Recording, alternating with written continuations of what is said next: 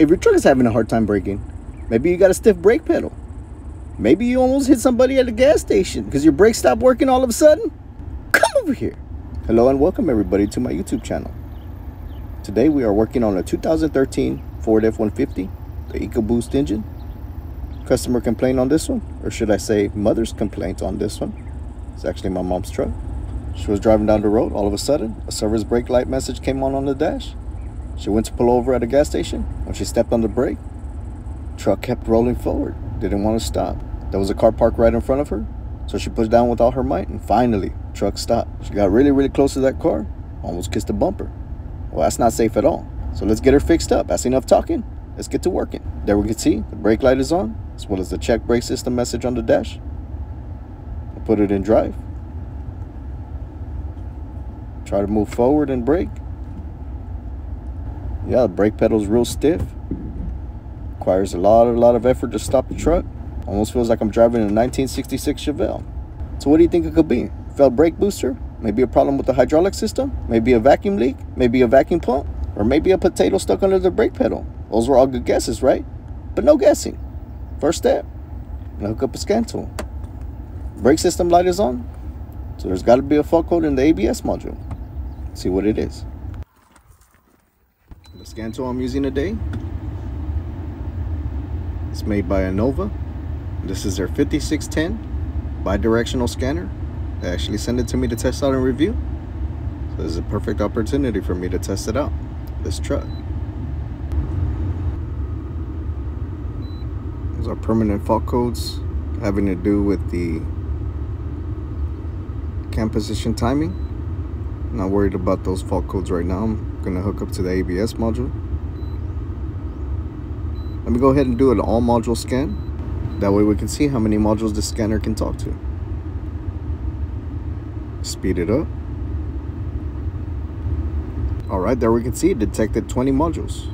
ABS module, PCM, body controller, driver seat module,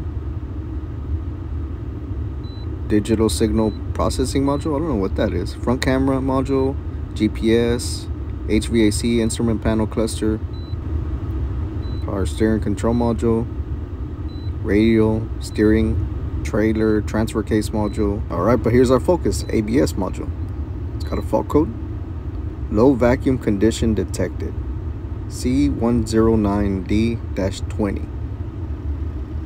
All right, there's a vacuum sensor on the brake booster. And for those who don't know, on this specific engine, there is a vacuum pump right in the back of the passenger side cylinder head, driven off of the cam.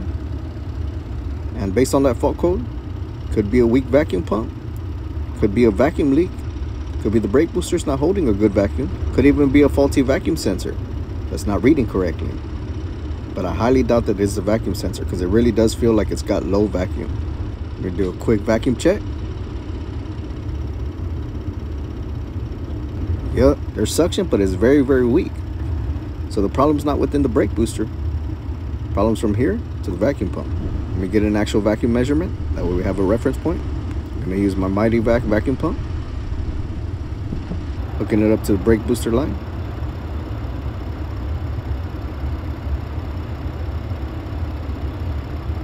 Truck is idling right now. There we can see it's very low. It's below 5 inches. It should be above 25 inches of suction. Relieving the pressure. It's slow to build up to 5 inches. So that's at idle. Let me rev up the engine, see if it makes a difference.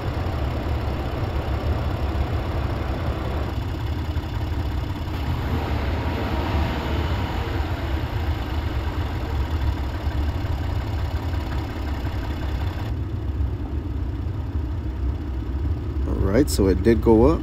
Relieving the suction. There you can see it's slow to build. Should have came right back up. So yeah, it could be a weak vacuum pump. Could be a vacuum leak still. Next step, I'm gonna check for a vacuum leak with the engine off. I'm gonna pull a vacuum using the Mighty Vac tool. See if it holds a vacuum. If it holds a vacuum, then we don't have a leak. And there we can see it's holding a good vacuum. So yeah, I've seen enough. Got a weak vacuum pump. Stick around, let's replace it real quick and retest.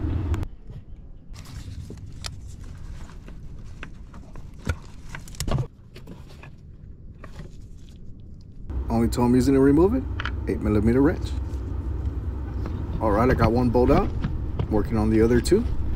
Only has 3 bolts holding it in place. It's a very tight spot, so I'm gonna use the scissor grip method to remove this bolt. Oh no. Well, it fell on the floor, so that's a good thing. This bolt kept on hitting the firewall. Wasn't enough clearance for me to remove it, so I went ahead and left it in. Remove the pump with it. All right, finally.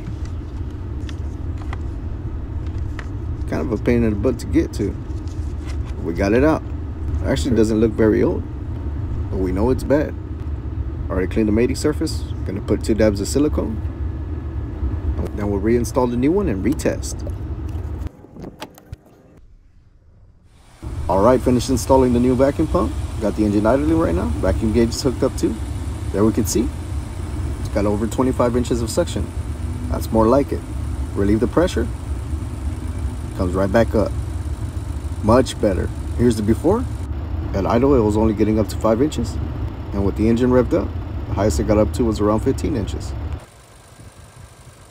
Only thing left to do is clear the fault code and road test. See how she does. Just like that, cleared successful. Last thing I need to do is to road test and make sure the brakes are working properly. But before we do that, I want to thank Innova for sponsoring this video and also for sending me the scanner to test out. Been testing it out for a few days already before I made this video. It's very powerful and it's very easy to use. And I'm run through some of the features it has. One thing I really liked about the scanner is that it can do an all module scan. And for those who don't know what that does, it scans all the vehicle modules for fault codes. Let's see what fault codes were in this truck. This is a 2013 F150. And there we can see the scanner detected 20 modules. Now let's see what fault codes it picked up. There's one on the accessory module, vision system camera. I do have a problem with the rear camera on this truck. Maybe that's what it's talking about. There's another fault code on the HVAC control module. Most likely have a problem with one of the HVAC actuators. So yeah, that was all the fault codes on this truck. And not only does the scanner read fault codes, it can also read data on a lot of those modules. Here, let me show you. Let's hook up to the ABS module. There you can see some of the data pins that are available. And I was especially interested to see if this scanner could read wheel speed sensors, which it can, which comes in very handy when having to deal with ABS faults. Moving on to the engine PCM, there's over 300 engine data pins, and I don't have time to go over all of them, but you get the picture. That's plenty. What else? What about tire pressure sensors? I believe that's under the body controller on this F150. There you can see tire pressure sensor data. Now let's take a look at some of the bidirectional functions this scanner has. I believe that's under active test, PCM. All right, there we have AC compressor command, evap purge solenoid, fan control, alternator voltage, shift solenoid, converter pressure control, turbo wastegate, injector disable. All that comes in very handy when having to deal with an engine misfire. Right, now let's test out one of these functions. See if we could command the AC compressor clutch to come on. Turn it on. Oh yeah, I heard it click. Did you hear it? Here, let me get you to where you can hear it. Can you hear it? Over the birds chirping? Probably not. But trust me, it came on. Moving on to the special functions. We could clear the transmission adaptive tables, throttle body relearn, to reset cam.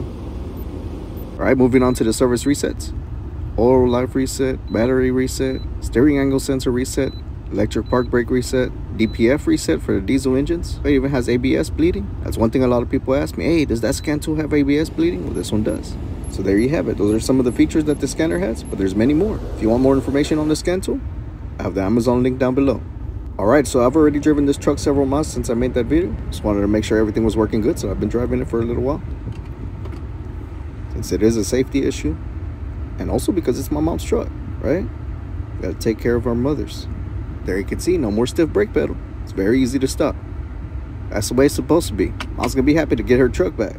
That's gonna be it for this video. Hope you enjoyed it. I hope it was helpful. Catch you on the next one. Not already doing so, make sure you like, follow me for more tea.